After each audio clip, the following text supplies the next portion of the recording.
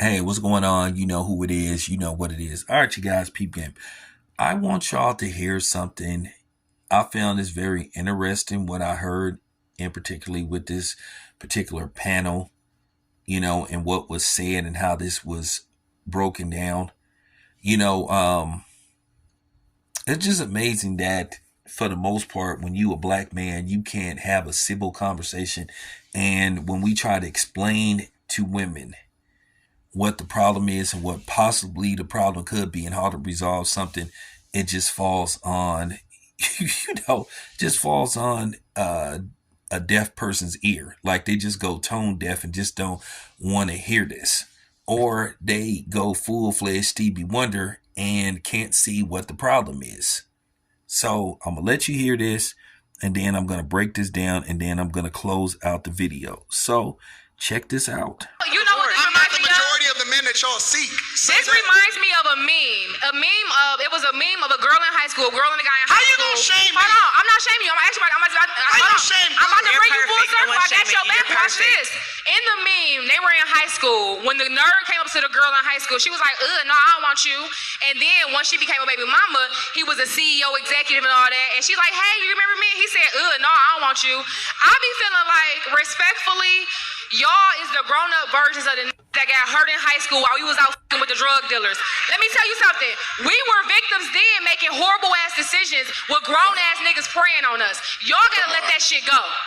You didn't get no pussy in high school. You getting pussy now. Get over it, nigga. You can't make this. There we go. With the get over something, move on.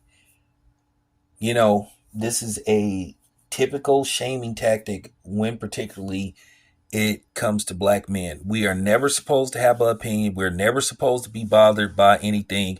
Just accept it. Just accept it and move on. Once again, everybody else is allowed to have an opinion except the black man. When we try to voice our opinion, it's disregarded. They tell us to move on and you're being too emotional, you're too sensitive and all this type of stuff. And the woman, I was listening to her point about, they made bad choices and, they were getting preyed upon by drug dealers and all this kind of stuff. I think that's a little absurd. And I think that she's basically enhancing the conversation. Keep in mind, when I went to high school, they make it look like the drug dealers were just parking at the high school and just standing by the gate, waiting for a high schooler to come out. Usually they were meeting these women in the streets, around the way, on the turf, whatever you want to call it. So I just think she's being a little, animated. First of all, what drug dealer have time to be sitting up hanging around a high school looking for young women, and preying on them and stuff? A lot of times, and I'm just going to keep it 100, a lot of times these women were lying about their age. And by the time the dude found out how old these women actually were, well, too little, too late. Might be pregnant by then. So, but typical, this is a woman, playing the victim. They're always playing the victim. Everybody has done something to them,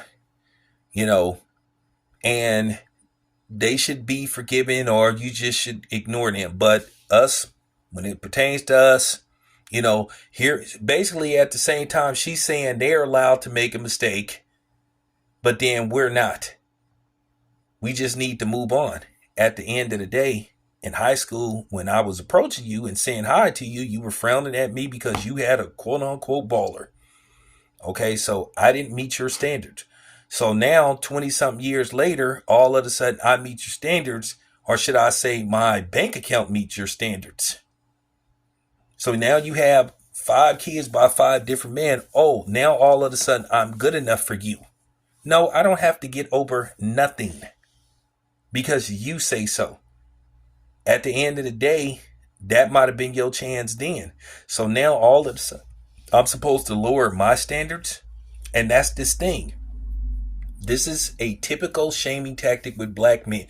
Whenever black men say that they have standards and They value themselves and think highly of themselves. They call it these names and all this type of stuff. When you say, hey, I don't want to date a woman with kids. Oh my God. You know, you hear this all the time. They try to make you feel bad about it. At the end of the day, how do you explain yourself having 5 kids by 5 different men? Okay, you can make the mistake once or twice, but if you do it 3, 4, 5 times, repeat offender, that means you're doing it intentionally. Okay? And it also could mean that you like doing it. Okay? But you hear this type of BS all the time. We're always told that we need to move on from nothing. Don't say nothing. These women have this mentality towards, and particularly black men. Don't question them. Don't ask them no questions. You don't have a right to question them about their past. They love to say that they're entitled to make a mistake, but we don't have the right to ask them. But at the same time, they feel like they have a right to our wallet, to our bank account, to our assets, to our cars, to our houses. And then they try to present themselves as if they're the prize, when actually, in reality, that they're really a liability, an emotional liability and a financial liability, especially if they don't have the fathers around for, financial support. Then it comes to the point, do they really like you, or do they see you as a possible ATM with a dick? And then sometimes they don't even want to give you none. And then as far as high school go, as far as getting the P go, a lot of us are not thinking about the P. We just trying to be cool. We just trying to establish ourselves. It may not even be that we want to get with you. It's just that we just saying what's high, and we just trying to build a relationship. Just getting to know you, just trying to be cool with you. But all of a sudden you're frowning and turning your nose at somebody. So at the same time, well, I didn't meet your standards back then, so why should you meet my standards now that I'm up and you're down? I know I'm being sassy. I know I'm being this. I'm not, like I said before. Whenever you a man that have standards and you want a woman to meet a certain guideline, you are attacked for it, especially if you are a black man. Because black men are just, according to society, we just supposed to accept anything. Don't ask any questions. Don't say nothing. Just take it. And I'm sorry to let you women know it's not going down like that, especially with somebody like me. I have every reason to question you. You need to explain to me, what do I get if I choose to deal with you and you're multiple kids by multiple men? You need to tell me, what do you bring to the table? And don't give me that shit about good sex. If that's all you have to offer me, then I just need to keep it play it personal. Just, call a woman over, give her $300 and send her on her way. Because if that's all you got to offer me, then you're worthless. That's just real talk. What else can you do? Can you offer me companionship? Can you offer me motivation? Can you offer me that? It's always about what you require. So the same way you want somebody to be 6 feet and make over $200,000 a year, I am required to ask you not to possibly have kids. And if you do have kids, why do you have this amount of kids by that many men? Just shows me that you don't make good choices. Your past is prevalent to the future and to the current, to the now, whatever you want to call it. But this is typical. Anytime a man say, hey, well, she can't have this, she can't have that, he get attacked. If you say, hey, I don't want a woman with multiple kids, I don't want a woman with tattoos all over her body, everywhere. Almost turn into a beatboxing competition about how you know what I'm saying? Just always, black women are always on the defensive. Always get triggered by the simplest little thing. As if they don't have to meet no type of requirements. You're not supposed to have any type of standards. Just take them how they are. You know, if you say you need to lose weight, oh, how dare you? Okay? That's the thing. You don't want anybody to say anything about you, then at the end of the day, you're worthless to me. If I can't have a conversation with you and can't ask you questions, shit, I might as well go look for a robot. Or I might as well have a conversation with my AI on my phone. Because that's basically what I'm having. Because basic, for real. So, here's the thing. Like I said before, I understand that some black women were raised in a bad environment. But at the same time, a man knows things too.